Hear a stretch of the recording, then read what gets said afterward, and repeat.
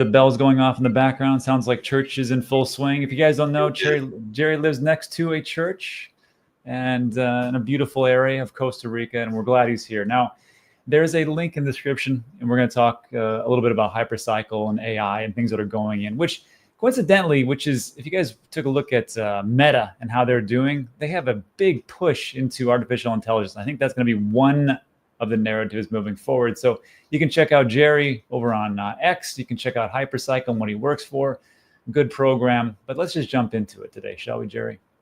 We talked about yesterday at length for quite some time about the indicators for when I'm going to sell my crypto. And that's between 50 and 80%. Some of these altcoins, I'm dumping 100% for sure.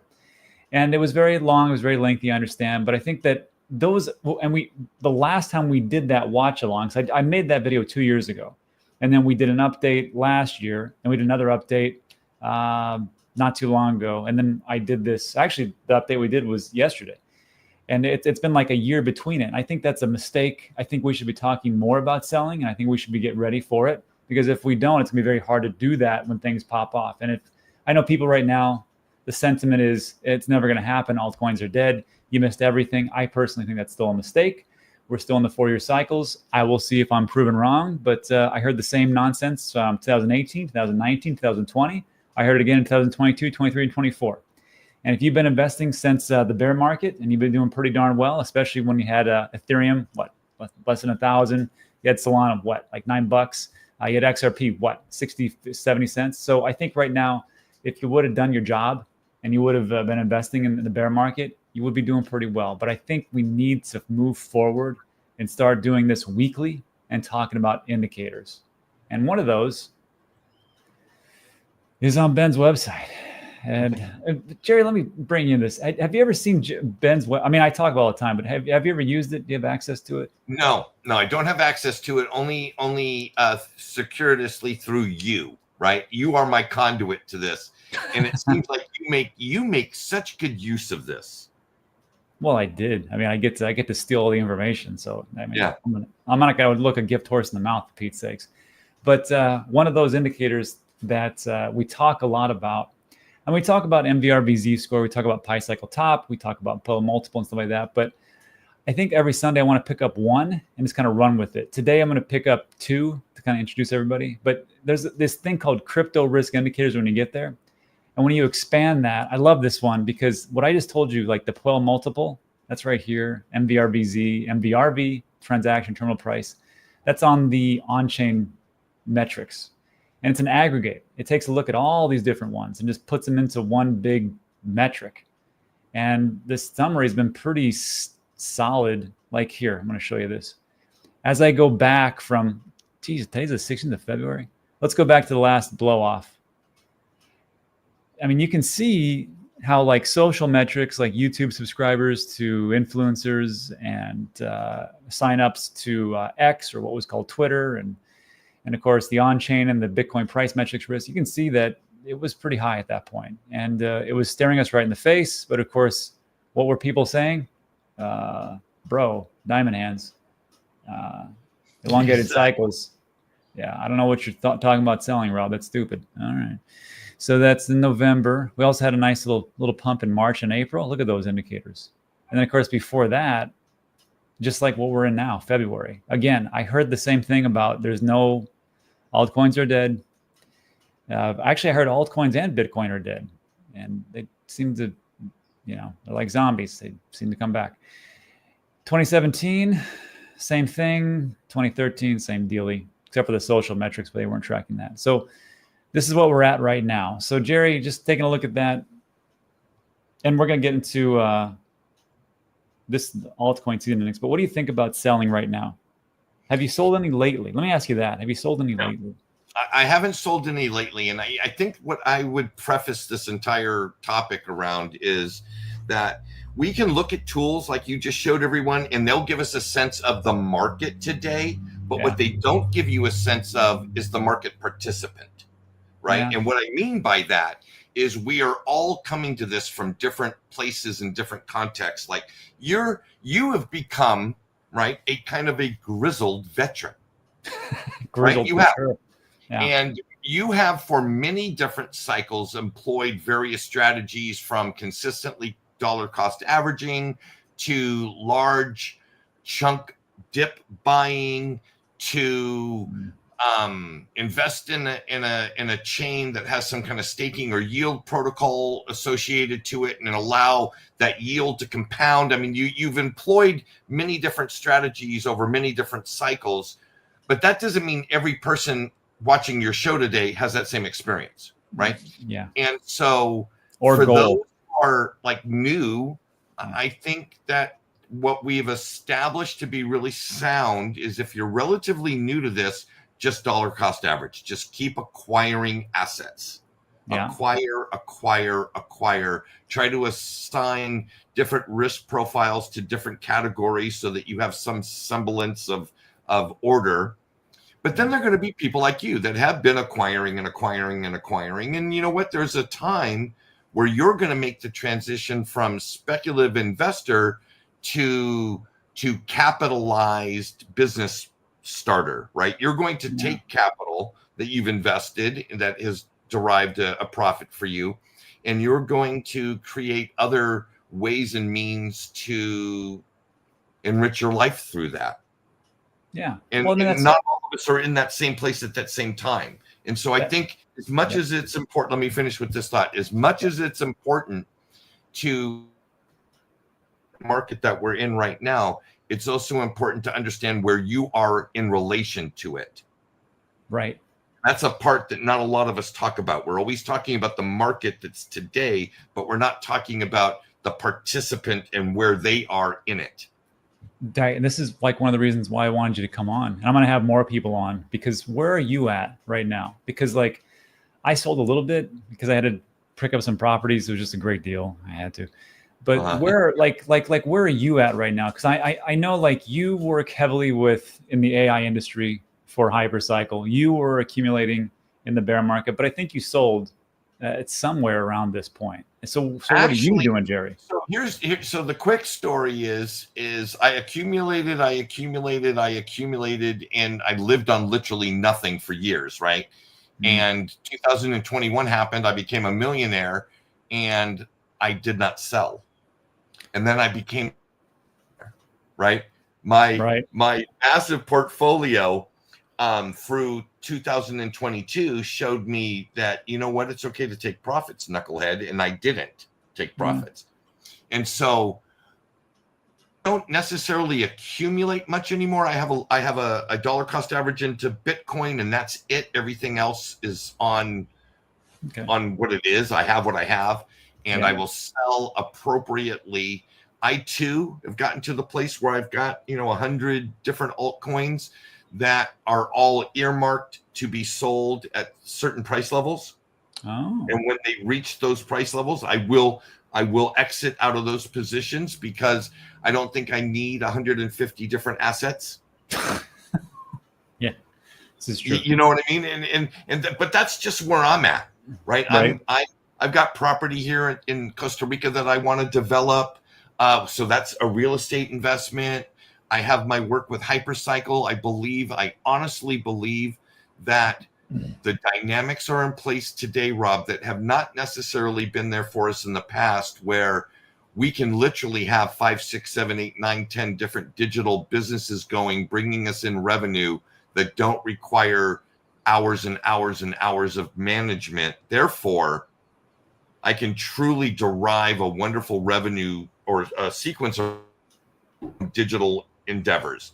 And that wasn't necessarily that readily available or easy to Luddites like me 5 years ago. Yeah. So again, like when we're talking about this, everybody's in a different spot and what they want to do. And there's like, I always say, like, my goals are not your goals, who are watching this video right now. So and everybody has to make that decision, but there is something that I'd like most of everybody to do. And this is going to be teetering on financial advice. And I don't like to do it, but I just want to see how everybody feels about this. I'm gonna put out the feelers today, and I want to see what you guys want to do. So we know we should have sold. If there's anybody, let me rephrase that. we know at some point there were opportunities to sell, and we maybe did not sell, like what Jerry talked about. I did the same thing. And I think one of the hardest things to do is to not to diamond hands, bro, and not buy the dip, bro. The hardest thing to do is to sell, especially if it went up 2x, 5x, 10x, because if it did a 2, 5, or 10, why couldn't it do a 50 or 100 or 200x, right? Am I right? So I'm going to see if anybody's keen to this. So this is the altcoin season index, and Ben's got on his website. You can check it out there. This one's a little bit of a cleaner version over here at CoinGlass. You can do a search and find it. But what you'll notice for altcoin season, and then of course the definition of when is this an altcoin season? Well, it's when altcoins, which Ethereum is included in that definition, although some people do not consider Ethereum an altcoin. I personally still do. It's when altcoins are outperforming Bitcoin on a 30, 60, or 90-day average. And when that happens, then altcoin season says to go up. And of course, when I look at altcoin season, I'm like, well, you're already late. Why would you buy then? But that's not the point, I think, of the altcoin season index. The altcoin season index is to take a look at this and say, okay, things are way overheated. Everything's going higher against Bitcoin. Maybe I should sell. And for this one, like I just wanted to pick this one because it's just a cleaner, easier version to make sense. Ben's got a lot more different variables. You can put 30, 60, 90 and exponential moving averages and stuff like that. But this one, you can see that once we get into this area, I like colors. I'm a simpleton. Jerry knows this. That once you get into this altcoin season, and actually, like, this is a good time to buy, right? So the last time this happened one time to buy. It's a good time to sell, I should say. Excuse me. And we topped out. I think it was 2021, right? Uh-huh. Actually, it was we topped out with Bitcoin around November, but then we still kept going up with alts, and you could have done just the killing over here. So you touch this point when it gets in the purple zone. Anything above 70 is a good time. So we hit that, and if you would have sold up here, not everything. Let's say you sold like 5%, 10%, 25%, 50. I don't know. You could have done a lot of good stuff as everything drops off, and you could have reaccumulated down here and sold here. And very easy, you could have reaccumulated here and sold here. And the last one was, well, actually, this isn't the last one, 17th of January 24. The last one we saw was 5th of December. Actually, it started around here, 30th or the 1st of December, 2024. And it ended around 6th of December, 7th of December, 2024. What did those prices look like back then for alts? Well, there's a great website. It's coinmarketcap.com/historical. Here's the prices on 1st of December. I'm not talking about Bitcoin here. I'm talking about selling alts. Here was the price of alts going from Ethereum down on 1st of December. Ethereum, $3,711. XRP, 2030. Solana, 237. BNB, 655. Dogecoin, 44 cents. From 1st of December to 8th of December, Ethereum, $4,000. XRP 260, Solana 237, BNB 743, Dogecoin 46, Cardano $1.19. What are those prices today? You're looking at Ethereum, $2,693. You're looking at XRP 272, not bad. BNB 680, Solana 190, Dogecoin 26. That's like half, and Cardano is 77 cents. So I want to ask everybody this. What I'm going to start doing is layering out for my altcoins. And what I want to do is once this gets, because right now this altcoin season index is at 45, far, far away from the 70 we were at before. But once we hit 70, I'm thinking about selling anywhere between 5 to 10% of all my alts. And then if it hits 80, I'm thinking about selling another 10 to 20%. And then when it gets to 85, I think I'm going to sell about 50 to 80% of my alts and go from there. And I want to see what everybody thinks about, once we do this every Sunday, for me to say, okay, we're at a 70 again. Your job was done when you accumulated, well, halfway done. Moving forward, right. Here is your reminder to sell something. Again, this is teetering on financial advice. And I really shouldn't do this, quite honestly. But I want everybody to be aware that it's great to accumulate. It's great to have all the things come in. But what's not great is round tripping your bags and watching yourself like Jerry go from a multi-millionaire to where's that application for McDonald's again? So I want you guys just to be aware of this, and I'll be here every Sunday to give you a big kick in the pants reminder. Hey, here's that point. Now it's your job. Anyhow, Jerry, give me some thoughts, and I'm gonna get some feedback from the peanut gallery. I think that is incredible advice. Again, back to, we don't know where the audience is, every single individual person, but we do know that all investors go through this journey, right? And if we incredible industry to look at for investment, it's because of the potential output or prosperity that this industry can provide, right? And so what's beyond the speculation of value for a token? It's the utility of what the token represents, right? So how many of those layer one blockchains have actual goods and services and are being built on them that are providing utility to the world, right? And we start, so it's going to be interesting to see how we categorize the things that we're willing to let go of and things that we're willing to hold on to for long periods of time. Yeah.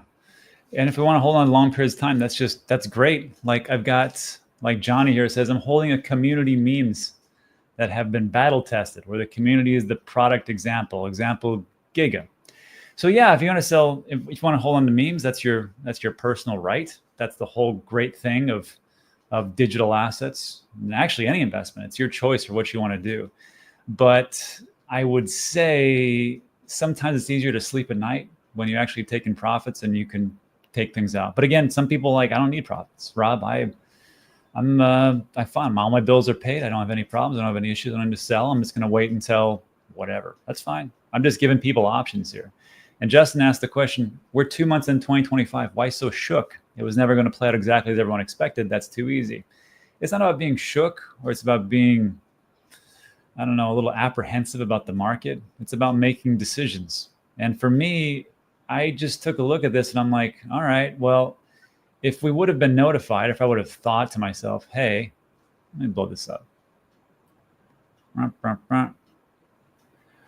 Like we just talked about actually in the last one, where I said, if you would have sold around here and then everything starts to go down, you could just reaccumulate, especially in these green zones, right?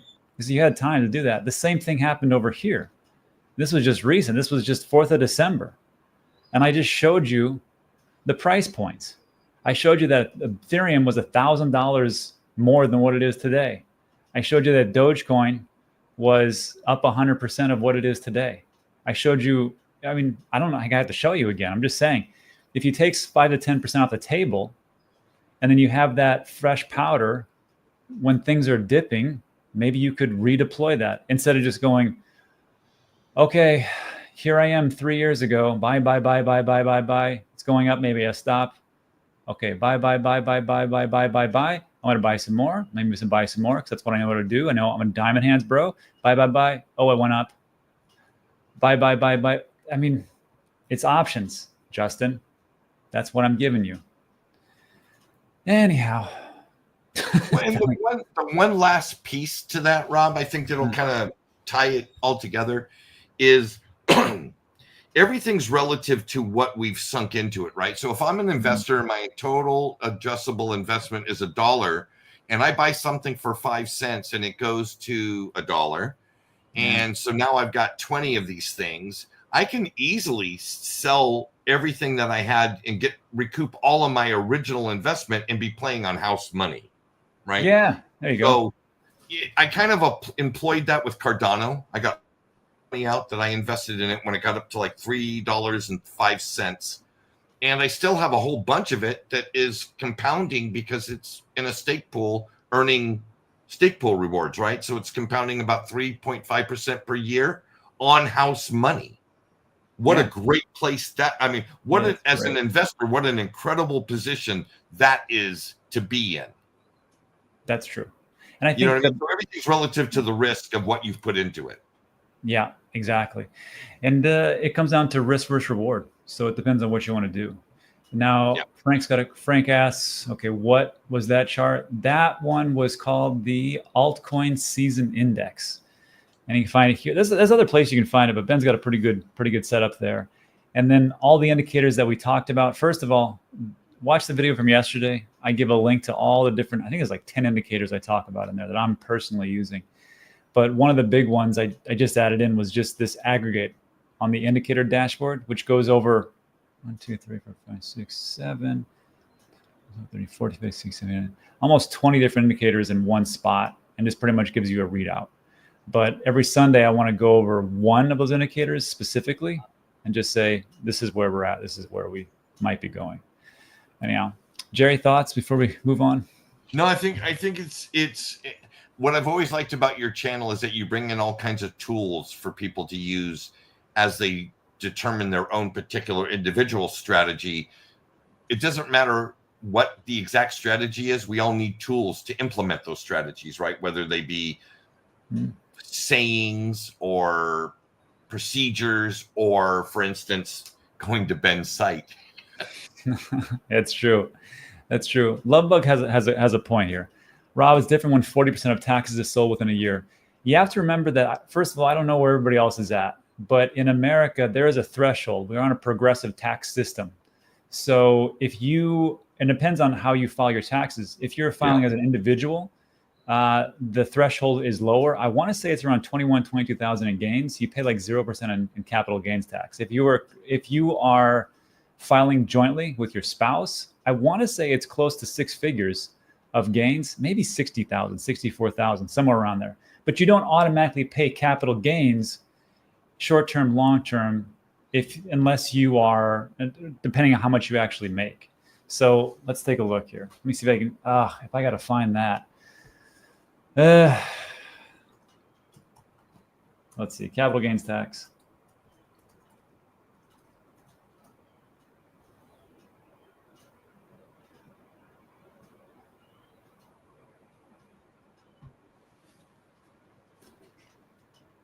Ooh, it's pretty interesting. Okay, here we go. This is from TurboTax. Okay, so long-term capital gains tax. If you're single, you pay 0% up to $44,000. And then between 44,000 and 626, this is long-term. Let's take a look at short-term, see what it is. Long-term. This is 2023. That's probably the same. So single up to 11,000. I was wrong. Up to $11,000, you pay 10%, not 40%. If you're head of household, up to 15,000, you pay 10%. If you're married filing, that's what it was. If you're married filing jointly, you're paying 10% up to 22,000. You pay 12% for short term. If you're married, 22 to 90,000, and you're paying 22% between 90,000 and 190,000. And then it just progressively goes up from there. And then single, you can see here. So you're not immediately paying 40% on your short-term capital gains. Now, again, I don't know where you're at in the world, but talk to your CPA, talk to your representative, I don't know, whoever you have that does your taxes, and then you can figure that out. So don't immediately say, well, it's just capital gains, I'm not going to sell. And here's another thing on capital gains in short-term or long-term. You know what sucks worse than paying 40%? Paying 0%. Paying 0% because you have no gains. That sucks even worse. So, Jerry, anything else on that one before everybody piles on? I think that is the statement of the year. If not having the gains. Having the gains is the luxury. And I think, again, back to tools, each of us is coming from their own particular space and time. Understand where you can go get this information, right? These are all things that should be informing our decisions, not after the fact, but before the fact. And so thank you for bringing that up. And it was a simple Google search that brought up not only short-term, but long-term, but for all of the variations, whether it be, for whatever of that table where any of us may fall. Now, keep in mind that was strictly for the US, and the UK is different, Europe is different, and all the South American countries are different. But yeah, Go get that information, get informed, make decisions that are based off of real information, not speculation, not something your buddy did. Yeah, well, we got a lot of those, a lot of buddies. So let's see. There was a couple of things I want to go over, but I think I'm going to skip them. I do want to get into this part, and this is a good one.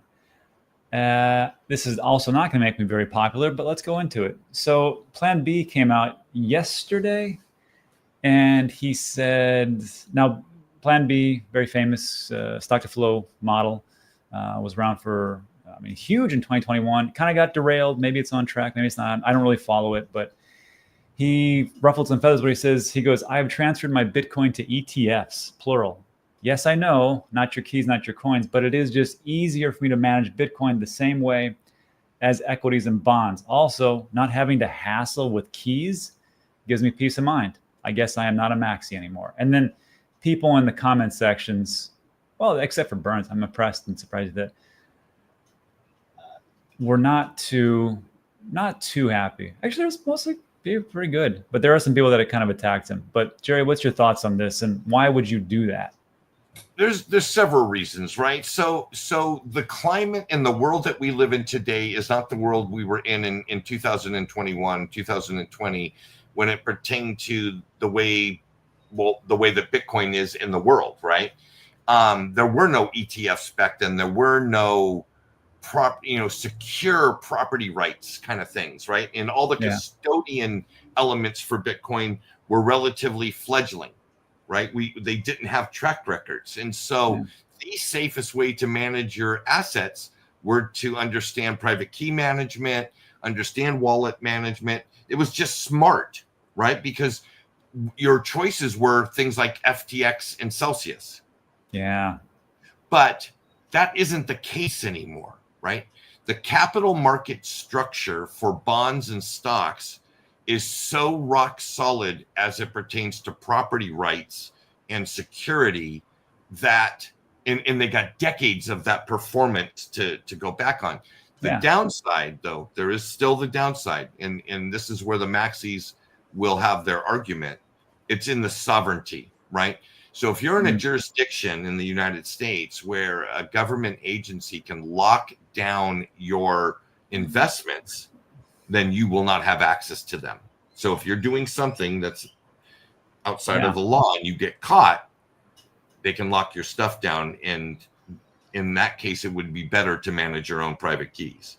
But if you're a normal law-abiding citizen, probably don't have a lot to worry about. There is very little risk factor.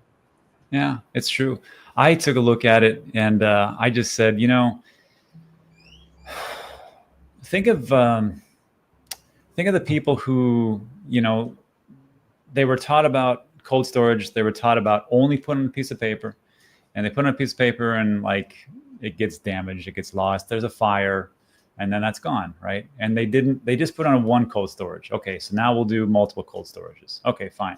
So you have multiple cold storages, and then one gets wiped away, gets lost, whatever. So you lose a third, a quarter of whatever it is because you're doing the self-custody. There's responsibility for it. There's different ways you can do these things, and we talk about that. There's a link in the description for my 5 crypto critical videos you should all watch where I talk about safety. One of those is having multiple cold storage devices, splitting up those the paperwork, actually putting them into steel, those steel mnemonic phrase things that you can actually buy and put your mnemonic, your seed phrase or your passphrase, seed phrase on. That's great, but then if you lose it and things go down, or here's something even more nefarious, you trust somebody with it, or you have a paperwork in a desk somewhere, and let's just say it, your significant other, or someone who is working on your house, or somebody who you trust to watch your house comes in there and takes it, then it's all gone. And then here's another big one that I haven't been thinking of, but I've been thinking of a lot lately. And it comes down to a video we talked about a week and a half, 2 weeks ago. The co-founder of Ledger, him and his wife were kidnapped. He was extorted for, I want to say, over 10 million. And during that time of his captivity, they cut off one of his fingers, mailed it to, I don't know if they mailed it to the founder or his other co-founder, but they gave him the million, but of course they were caught. The people were caught. The co-founder, they recovered the funds. Everything was great, right? But kind of a crappy situation. However, that doesn't stop there. And this is going to be more of a thing moving forward. I don't know if you guys have heard of this story. This just came out 2 or 3 days ago. And these guys got away with it. 6 men were charged in a $15 million crypto kidnapping case. So October 2024, kidnapping of 4 people from a Chicago townhouse, forcing them to transfer approximately $15 million in crypto. The question I have is, how do they know they had so much? That's an inside job because somebody knows something. Unless you're, and this is where I'm like, this is not good for me. Victims included 3 family members and a nanny. They were held captive for 5 days before being released. FBI affidavit said that the suspects used firearms, threats, and forced transactions to access the victims' crypto holdings. Recently unsealed in court records has revealed an elaborate scheme involving rental cars, Airbnb properties, surveillance footage, with some suspects fleeing to China before arrests can be made. Gunmen stage crypto kidnapping, extorts $15 million. The incident began. Now, here's the thing, because people say, well, just get a gun. Just get multiple guns. Get 20 guns. I don't care. All right. Well, you better have it on at all times. You better be strapped, and you better have it ready. And you better know how to shoot it. And you better know how to shoot it well. Because the incident began when a man knocked on the door of one of the victims, claiming to have accidentally damaged their garage door. Now, unless you come out with a gun, what do you want? Oh, bro, I'm sorry. I damaged your garage door. Put your hands up. Turn around. Get on your knees. Let me see what you did. Bro, I'm just here to deliver pizza. Shut the hell up. Turn around. Drop that pizza. Give me that pepperoni. I mean, come on. This is a pretty slick thing to do. As soon as the door opened, armed men stormed the home, seizing the victims, including a young man who just exited the shower. Maybe he should have had a gun in the shower. I don't know. They were transported to an Airbnb rental in Forest Park, where suspects demanded crypto, transferred under the threat of violence. So before I go on, we'll end the story, but this is the thing. It's much easier to steal crypto and Bitcoin specifically than to go and say, okay, call your bank, give me your ETF, or whatever the institution is that's storing it. I want you to transfer that ETF. I want you to cash it out. I want you to transfer it to your bank. Now transfer it to my bank. I want you to transfer that $15 million to my bank. You know how easy that is to track? Anyhow, before I go on, Jerry, what are your thoughts? So, Rob, you moved to Puerto Rico. I moved to Costa Rica, and I can remember so vividly listening to people, and it was very good common sense. They said things to me like, Jerry, don't wear flashy jewelry, right? Yeah. Don't wear Rolexes and gold watches. You got to remember you're going to a place where most of the crime is crime of opportunity. So you want to minimize that opportunity, right? Don't leave your house unlocked. And just don't become a target. Jerry, don't become a target. And that made so much sense to me, right? Mm-hmm. So I do that. I start my YouTube channel, and I literally document to the world my journey from being a pauper to a multimillionaire. And I'm broadcasting to the world not only the method in which I'm doing it, which I'm hoping to help people, but not unknowingly, I'm telling all those people that may be looking for looking for targets, hey, I'm a target. And I never thought about that.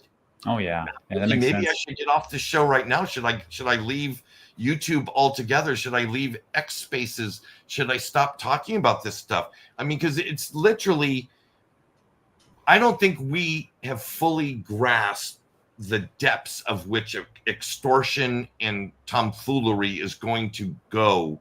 And I think we should all be careful. I love those people who use anonymous names in their X accounts or on their YouTube accounts. Like a lot of these people in your chat, they can never be found in real life, most likely, by the common thief. Right. Where you and I, we're easily findable. Easily findable. That's why I'm here to tell everybody I sold all my crypto and I put it into EOS. So if you want to have extortion, it's going to be a boatload of worthless tokens. Maybe I should do that. Yeah, I'm broke. I'm broke. Yeah, I'm broke. Can I borrow $10? I mean, to be honest, pretty soon I will be pretty crypto light because it'll be into real estate. there's some, I got to tell you, and you know, we before we go on with the story, it's the rest is pretty interesting. It's great to have like money in the bank and be able to do those things that you want to do and not have to answer anybody. That's the whole goal. That's the freedom. That's the part. But it's great to have a ton of funds, but then you got to think about the next step, which is what are you doing with those funds? Are you just sitting on a mountain of cash? If your family's taken care of and you're taken care of and you're healthy, everything's good, now it's time to think about what can you do for others. So like when I take a look at it, like I'm like, well, I can sit on this crypto. This is great. Or like, I don't know what it's like in Costa Rica, but here in Puerto Rico, there's a lot of rundown places, and they just need renovation. They just need someone to go in there and just do the different changes that it needs to be done, so it can be a functional part of back to society. And when you do that, you create jobs, because you can create, okay, I bought this property, it's dilapidated. I'm going to need some guys to do construction demo. I need an electrician. I need a plumber. And then, of course, when I get everything up, I'm going to need a property manager. And after the property manager comes in, I'm also going to need someone for cleaning crews. So when you do all those things, now you're creating more value in the society. So when I take a look at it, I'm like, I could sit on this digital gold, or I have to actually become more productive. And that's just the things I think about. All right. So let's finish up with this story, and then we'll do some Q&A. So this gets crazy. Let's see. So victim was forced to conduct multiple transactions, eventually transferring 15 million in Bitcoin and ETH. The victims reported that their captors spoke both Mandarin and Spanish, which I got to tell you is very difficult to do. If you're speaking Mandarin, that's tough. Spanish, a little easier. After 5 days in captivity, they were released and walked to a nearby dry cleaners, where they arranged for an Uber to take them to Northwestern Memorial Hospital. Security footage from gas stations and restaurants helped the FBI identify the kidnappers, who were seen traveling in rental cars, including a white Ford and a Chrysler Pacific. This is great. So they got them, right? No. FBI linked some suspects to the crime using DNA evidence, latent fingerprints, and received from retail stores. One of the suspects, Zehun Wei, nailed it, was arrested on January 17th while attempting to re-enter the U.S. from Mexico at the Otay Mesa border crossing in Cali. Well, that's good. Remaining suspects identified as Fan Zhang, Zhang Yan, Yi Kao, I did that one pretty good, are believed to have fled to China after Wei's arrest. So they're in China. FBI discovered that Zhang and Yan boarded a flight from Tijuana to Beijing on January 19th, followed by Leon the next day. And of course, way easier to do that with digital gold, right? If you got Bitcoin, Ethereum, and a cold storage device, you can go anywhere. If you had to have that in ETFs and go to your bank and then wire that money to China, I'm pretty sure Wells Fargo will be like, what the hell do you think? We're not doing that. Authorities report that approximately 9 million of the stolen crypto remains unaccounted for, and those guys are gone. ETF, not a bad idea.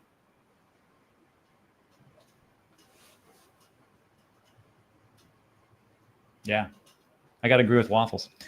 So that's it for today, everybody. If you like today's video, give it a thumbs up, consider subscribing.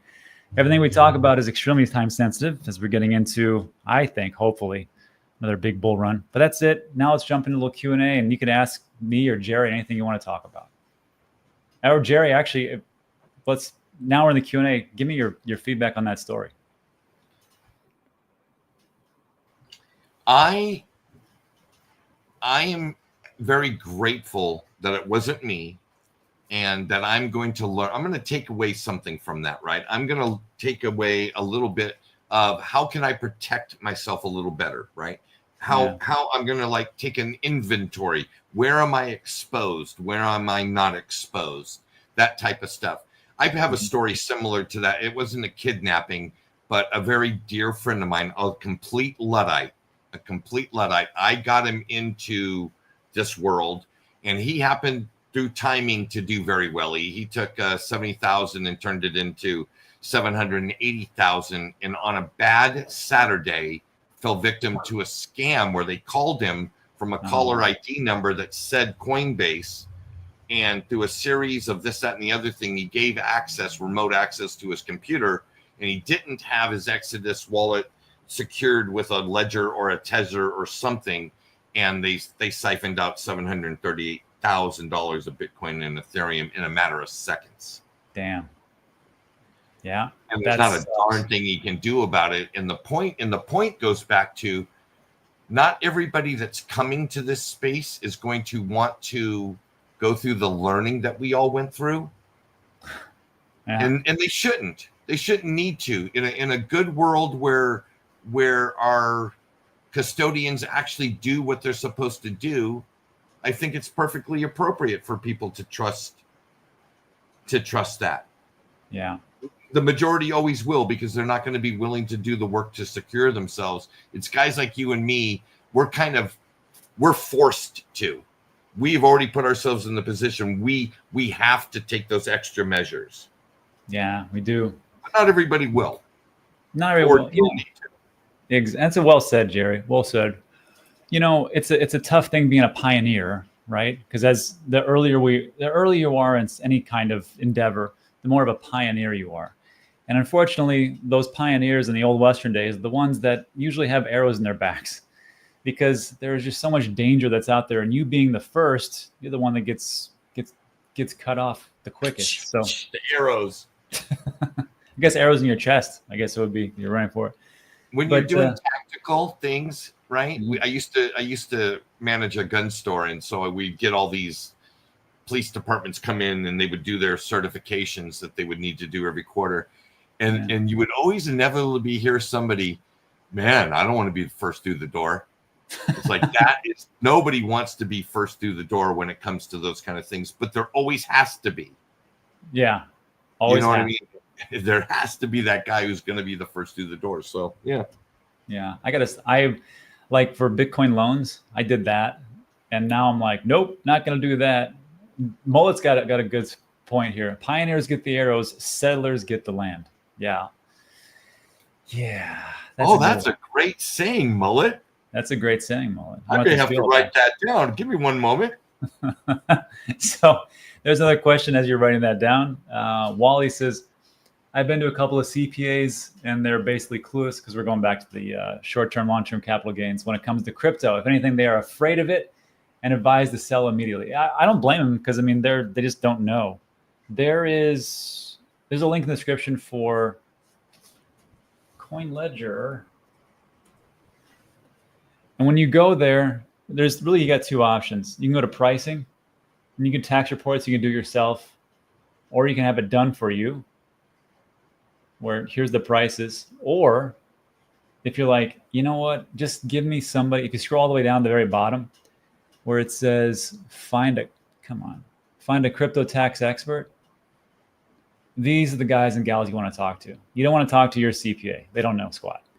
You want to talk to these guys who have already been vetted, and they've talked and partnered up with Ledger or Coin Ledger to give you crypto CPA advice. And some are CPAs, some are lawyers, some are both. Like I think Jordan here. Well, Andrew Gordon is, and Jordan Bass is. So yeah, check that out. Links in the description. I feel you. It's tough to find a good CPA. They're worth their weight in gold. Absolutely. This is a question for Jerry. ETFs close in the weekends and holidays, though. What are your thoughts? I mean, if you're like big into. Yes, that's okay. No, that's actually not true. All right. The Bitcoin's price, which is directly associated to the end result of a valuation for an ETF, is in a constant state of flux. The ability to trade your ETF with your brokerage is based on brokerage hours. There's no question about that. But the second it closes and you put an order in, the minute the market opens up again, the asset's been repriced to the moment. In other words, there is no price discovery and ability to sell. They're in lockstep. There is no differentiation. It's not like the price changes because Bitcoin changes at Saturday at 10 p.m.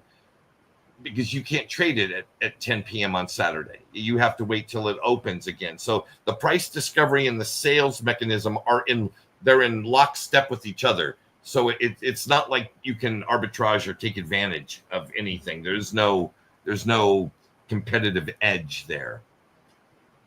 Gotcha. You get what you get. It is what it is. Because what it is. I didn't know that. I didn't know they did this. So So as I understand, correct me, Jerry. So you go in, you're in the website of whatever you bought that ETF. You hit the button, Your sell. brokerage. The Your broker. brokerage, like Schwab. Yeah, like Schwab. And Schwab has the price at whatever the price is for Bitcoin for that day, 98,000. The market, you do that on Sunday night. Monday morning, it opens up. Bitcoin is at $50,000, or let's say. Then the market, it would have repriced the minute the market is open again. It repriced. Matter of fact, there's a pre-market element that comes into place where all that stuff is happening. I got you. So like if that happens, maybe is there somebody that can fill that order in the background, or that doesn't get filled then?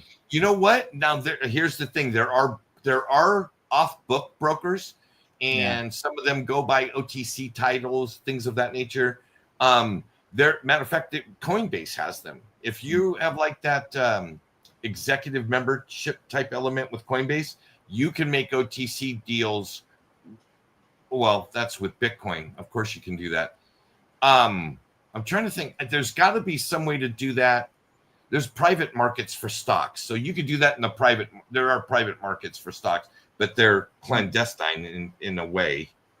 You know what we got to do? Here's what I'm going to do this week. I'm going to take a look at ETFs and just get some. And I'm going to figure all this stuff out. And I'll do like a video on how this actually works. And maybe it's different for like different brokerages. I don't know.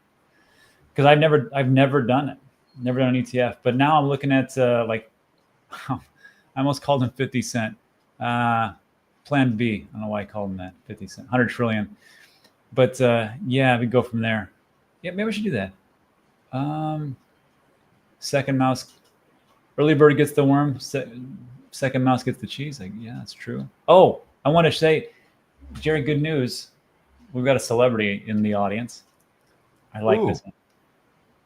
Donald J. Well, he's going by the word name Trumpster. And he says, in my opinion, if you continue to listen to YouTube instead of learning on your own, you will get crushed. Teach yourself how to chart buy a year before the bull run at the low, then be patient. I got to tell you, that's pretty sound advice. You should take information from everybody that you come across with a grain of salt and then go, okay, that works, but that other 10 stuff did not work for me. And I need to go take a look at this and this and this. Because Jerry, there is no single point of information, maybe a single point of failure. But Donald J. or Trumpster here does have a good point. He's got a great point. You know what's interesting? I was never great academically, right?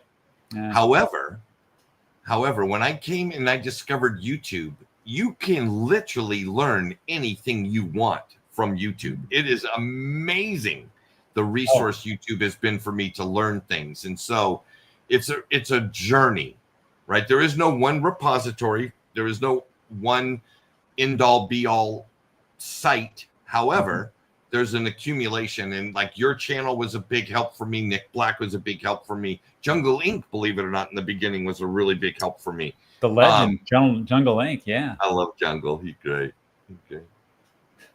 Yeah. So we all learning from each other, and hopefully it's what we learn that we apply to the experiences of our life that craft the way we are and how we actually apply the info. It's one thing to get the info. It's another thing to apply it, right? Yeah, it's a big thing. And it's also a big thing about finding the right information and then verifying that information. Hey, here's a question for you. No, what do you got, Jerry? Use Hyper AI box for your node factories. It's interesting. I do own a box, and I am heavily engaged in the process of the next iteration of the Hyper Appliance company, and they've rebranded the boxes to extend beyond Hypercycle and AI. They're calling it Home Portal, and our next model will be called the Neuron, like a neuron. Oh, very nice. Yeah. And the idea here is that I think there is some substantial value in joining decentralized networks, right? I really do. And so there is the software side of it, which many of us do. When you own a token of a protocol, you are participating in the software decentralization of something. But I also believe it's important to get involved in the decentralization of the physical infrastructure, right? So that not all the compute in the world is being handled by AWS or Google Cloud or Microsoft Azure. So yeah, I own a box. I will accumulate more boxes. I'm going to buy NVIDIA's new Digit, the $3,000 home AI appliance. What the heck is that? It's a new, it's a decentralized infrastructure element from NVIDIA. So yeah, it's really, really, really going to be interesting. I think my thesis, I've long talked about this. The future is compute, and compute is electricity running through hardware, powering software. And so I want to be involved in that. I want to help produce it. I want to take electricity I buy from my utility provider, and I want to run it through machines, and I want to power software that adds value to the world and that people will want to compensate me for. Wow. Cool. Huh. And this is 3,000? Up to 200 bits ish. Wow. Okay. Let me know how that works out. That's interesting. Yeah. But I really, again, back to, I believe, Rob, a lot of us are going to, and it's here, the pioneers that will be taking arrows. I think the future is all about that stack of compute, right? And so how can I participate in that economy and add value to it? Yeah. Yeah, that's the way to do it. How can I participate in the economy and add value to it? How can I be a productive member of society? Here's one from Jimmy. Jerry, what do you think about the recent Libra rug pull story from Argentina, Javier Milei? Good for Argentina or bad? I think I am so sad to hear that, because I am very fond of Argentina, very, very fond. I've been there several times on business. I think it's one of the places that has this very vibrant entrepreneurial spirit as a carryover from their years of horrible economic policy has forced people to live and work in a digital world, to go outside of the borders of Argentina to seek capital, right? Whether it be through exchange of their labor, coding, etc. To have that happen, I think sucks. Yeah. I think that sucks. So yeah, that's what I think about that.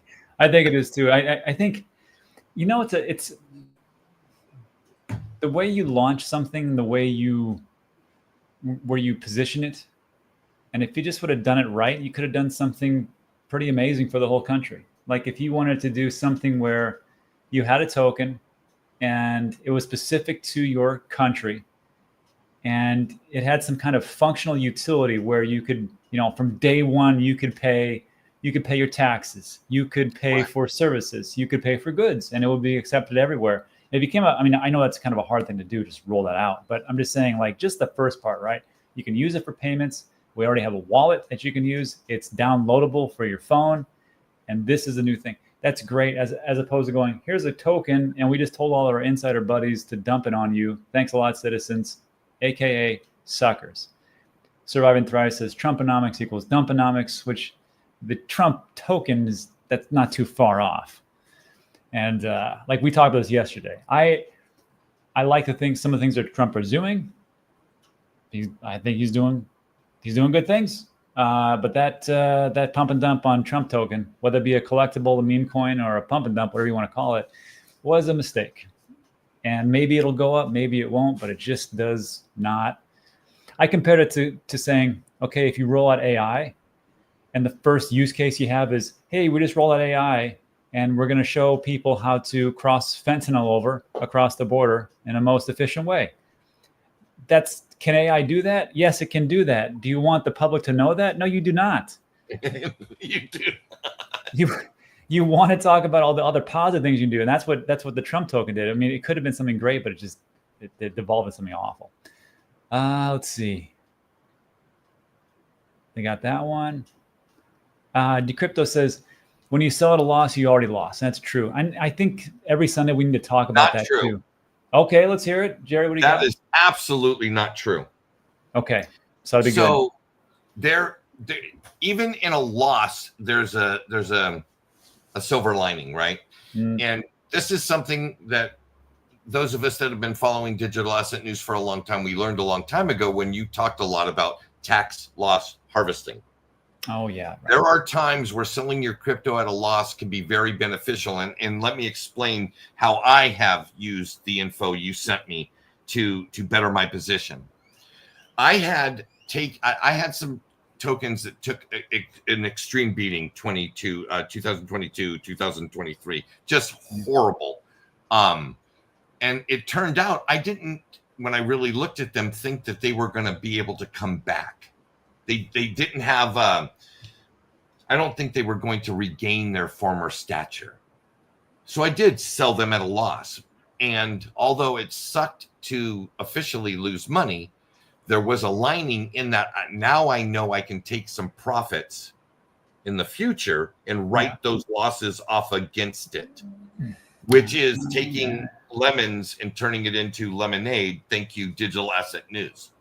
Well, I got that from CoinLedger. So yeah, thanks CoinLedger for. Oh yeah, we're just all recycling really good info. We're standing on the shoulders of giants. That's what it comes down to. Yes, we are. Rebecca Lee says, asks a good question. Best market advice for 2025. This is a very broad and ranging. So what do you have? What's your best, like if someone says, hey, Jerry, I want to get into the crypto market, what's some advice? To get in, dollar cost average into Bitcoin while you learn about the rest of the industry. That's pretty good. That's pretty good. Mine is, here, like someone that's comes to me, like let's say my brother, hey, I want to get into crypto. What should I do? I always tell him this: you are too weak to get into it, so don't even bother. And then that's it.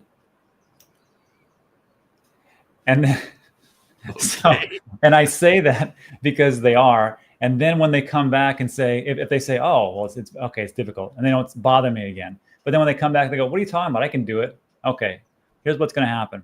You're going to buy something, and I want you to buy Bitcoin. I want you to start with that, right? And you're going to need to hold it for the minimum of 4 years. I don't care what anybody tells you. Tell them to shut up. You're going to hold it a minimum of 4 years. Everybody who's held for 4 years is in profit. That's just a fact. And you're going to do the same thing. And if you can do that, then you can actually move on to something else. But don't bother me again until you've done this first step. That's what I say. And this is why, because I used to give a bunch of advice to people in 2021 and like, hey, there's some altcoins this and altcoins that. And have you heard of Voyager? Oh, it's gonna be awesome. Oh, have you heard about Celsius? You can do this stuff? Not anymore. I am an old curmudgeon-y bastard. I do not want to talk to people. Let's see. Rob, what's your workout routine? It's very simple. I mostly carnivore as far as the diet, and that's pretty much the big secret. That's how you stay thin-ish. And then I go to the beach twice a day with my dog, and we just do little workouts on the beach. It takes me like 10 minutes. That's it. As I get older, Jerry, I have to do much less working out than when I was younger. And really, if you want to be in shape, everything starts in the kitchen. And that's I could not agree more. It's all about what you put in your mouth. And I've realized that as I get older, it's mobility. So I stretch a lot. I'm stretching. And I eventually would like to get really into like yoga and Tai Chi. These are things that I believe I would really enjoy. I just did Tai Chi last week. It's different. It's different. It's tough. I mean, people say it's easy. It's not that easy. I mean, you can do the right steps and the right movements and stuff like that. The right breath at the right time. Breath. It starts with breath. The gateway to good Tai Chi is through Qigong. Yeah. The beginner version. Hey, what about this? I'm grabbing more nodes today at these group. Are we talking about Hypercycle, or what are we talking about here? They might be talking about Hypercycle because there's been a really substantial dip in the price because the company went through kind of a restructuring, and a lot of the people that had a tremendous bags of the token as they left are selling those tokens in the open market, which is fine. I mean, it's perfect. That could be what they're talking about. But I hope what they're talking about beyond Hypercycle is to the transition from speculation of token investing to actual investing in businesses that have tokenomics, that have utility. That seems to me to be the future, right? And so node management, and understanding that pretty soon there will be markets, just like markets for tokens, for actual nodes that are providing utility to things. Right. And Hypercycle happens to be one of these kind of things that adds a tremendous amount of utility to AI agents, which we all know. Agents. Yeah. Right, yeah. Right. AI agents. Do you have any of those? I do. You know, here's one that might be interesting to you. I am one of the software working groups that I'm heading up with Hyper Appliance and Hypercycle is focused right now on creating an AIM, which is an AI agent. It's an AI machine within one of our nodes that will allow Cardano stake pool operators to access decentralized physical compute around the world. So instead of that stake pool operator signing that check to Amazon, right, which is fine because it provides the compute you need, but I can guarantee you Amazon will never, ever, ever recycle any of the money that a stake pool operator sends to it back to Cardano. That money will never come back. It's value that escapes the network and never comes back. But Jerry, who's got a machine in his house supplying compute to that stake pool operator, is highly likely to either A, invest in more Cardano or participate in some other Cardano function that will create activity, economic activity on the network. Also, if I'm collecting ADA for providing that compute, that's viable utility transactions on the network, which Cardano needs and wants, right? It helps strengthen the network. It helps create more value to the network. So that's the very first thing AIM AI agent we're building for the Hyper Appliance community. Nice. And hopefully I'm going to enroll you and to be not only a provider but a user, because you also own stake pool operation. I do, and we got to get that up and running whenever it's time. But you can see where that goes, right? Just extrapolate that to everything that's digital goods and services. Yeah, I gotta agree. Hey, what about this one? They're paying people back right now like 80%. I think we're talking about FTX. If you are a part of FTX, you're going to start seeing, even if you are or aren't, you're going to start seeing a bunch of scam emails and scam accounts. I can't speak to what FTX is doing and how you're getting those funds back, but I can talk to you about Celsius. I get about 2 to 4 emails about Celsius per week, and they're all scams. Except I got one, I want to say it was was it yesterday or 2 days ago? But one went out within the last 48 hours. And it was from, hold on. And it was actually a legit one.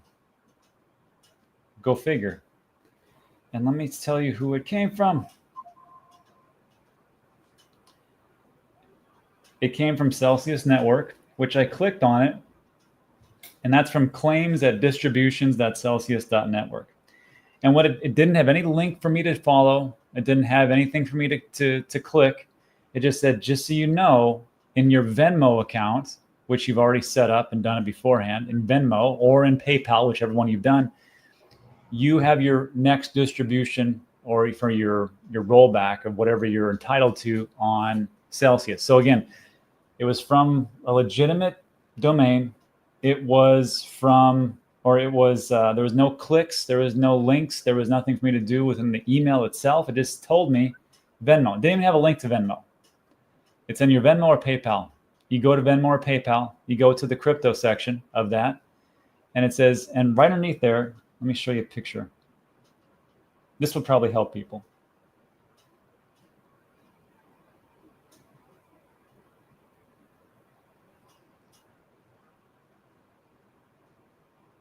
God dang it. Let me take a picture. Venmo. Password 1 2 3 4 5. Aha. Let me send this over. And I'm going to show you how much whopping.